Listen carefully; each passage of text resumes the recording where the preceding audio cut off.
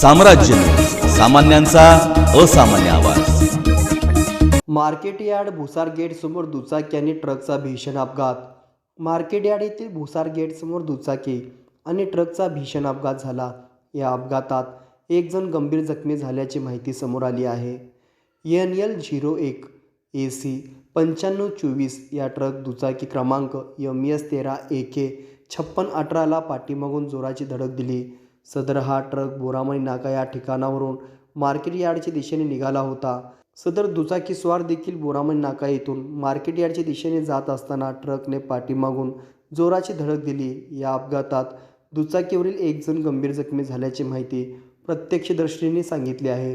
Truck चालक हा अपघातानंतर पळून जाण्याच्या तयारीत होता। वसीम शेख आणि मुन्ना यांनी ट्रक चालकाचा पाठलाग करून तुळजापूर रोड ब्रिजजवळ त्या ट्रक चालकाला थांबवले आणि पोलिसांच्या ताब्यात दिले।